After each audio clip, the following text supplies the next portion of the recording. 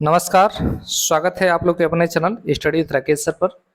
तो आज के इस वीडियो में हम लोग देखने वाले हैं कक्षा 10वीं सामाजिक विज्ञान का ज्योग्राफी का पहला चैप्टर का, यानी जो पहला चैप्टर हम लोग का संसाधन और विकास, उसके मोस्ट इम्पोर्टेंट अति लघु उत्तरीय प्रश्न। ये जो जितने भी मैं प्रश्न लेकर आया हूँ आप लोग के सामने, ये बोर्ड एग्जाम 2025 के लिए बहुत ही इंपॉर्टेंट है। वीडियो को अंत तक जरूर देखिएगा। यदि चैनल पर नए हैं तो इसे सब्सक्राइब कर लीजिएगा। वीडियो यदि आपको पसंद आता है तो लाइक जरूर करिएगा। चलिए हम लोग देखते हैं, शुरू करते हैं बिना किसी देरी का। जैसा कि आप लोग के सामने पहला प्रश्न दिखाई दे रहा है। पहला प्रश्न है, कौन सी मृदा निश्चालन की प्रक्रिया द्वारा विकसित होती है? उत्तर क्या है?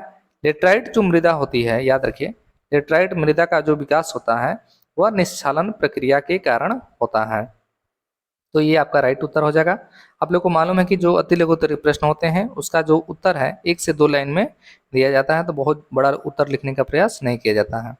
आप लोग को मालूम है सिलिका का जो निश्चालन होता है उसके द्वारा जो है लेटराइट मृदा का निर्माण होता है। अगला प्रश्न है कि संसाधनों के अत्यधिक दोहन से उत्पन्न होने वाली समस्याएं बताइए। संसाधनों के अत्यधिक दोहन से कौन कौन सी समस्याएं उत्पन्न होती है हमको बताना है। देखिए उत्तर क्या है, तो संसाधनों के अधिक दोहन से वैश्विक तापमापन, ओजोन परत में ह्रास यानी क्षय होता है, पर्यावरण प्रदूषण जैसी समस्याएं उत्पन्न होती है। संसाधनों के अधिक दोहन से क्या क्या होता है, तो वैश्विक तापमान यानी आप लोग को मालूम है ग्लोबल वार्मिंग, आप लोग नाम सुने होंगे। उसके बाद ओजोन परत में क्षय होता है यानी छिद्र होता है, पर्यावरण प्रदूषण जैसी समस्याएं क्या होती है, उत्पन्न होती है। दूसरा प्रश्न का ये उत्तर रहा। चलिए चलते हैं अगले प्रश्न पे। तो अगला प्रश्न है कि वर्ष 1992 का पृथ्वी सम्मेलन क्यों आयोजित किया गया था, यानी क्यों हुआ था? चलिए आप लोग को मालूम है वर्ष 1992 में जो पृथ्वी सम्मेलन हुआ था वो ब्राजील के शहर रियो डी जेनेरो में हुआ था।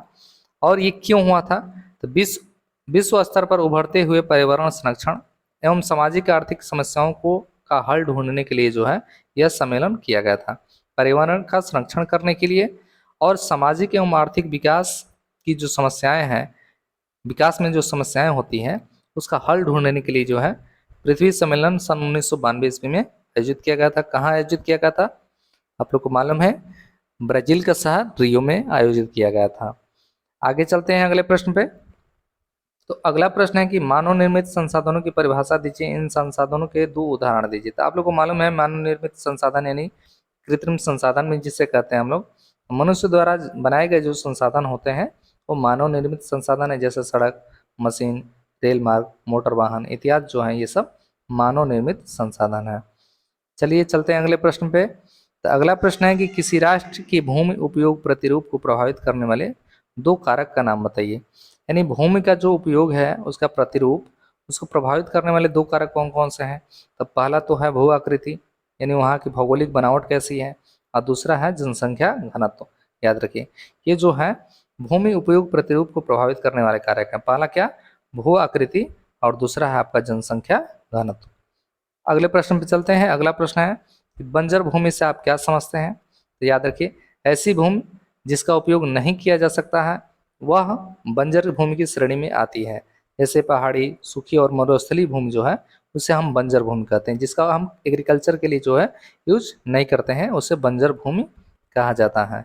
चलिए चलते हैं अगले प्रश्न पे। तो अगला प्रश्न है कि 2 राज्यों का नाम बताइए जहाँ शुद्ध बोए गए क्षेत्र की प्रतिशत जो है अधिक है, यानी कहाँ पर सबसे ज़्यादा शुद्ध बोया गया क्षेत्र है। तो ये है आपका पंजाब और हरियाणा में जो है शुद्ध बोए हुए क्षेत्र का जो प्रतिशत है वो क्या है, अधिकतम है।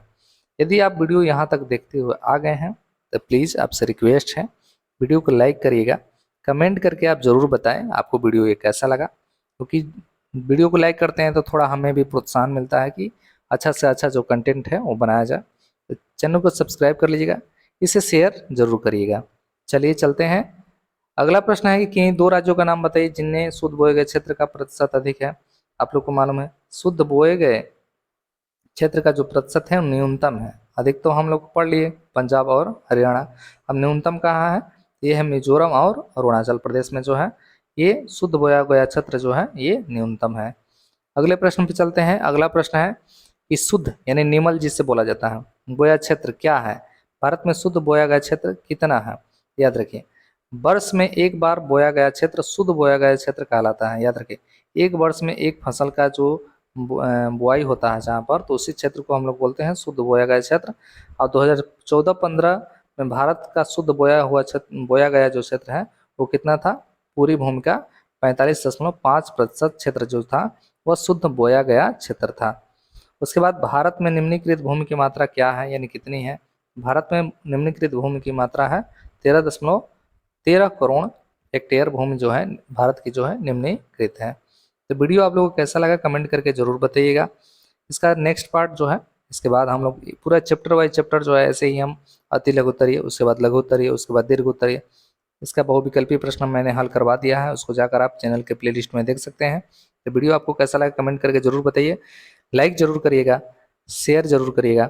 मिलते हैं अगले वीडियो में, तब तक देखते रहिए आप लोग का अपना channel study with Rakesh sir. जय हिंद।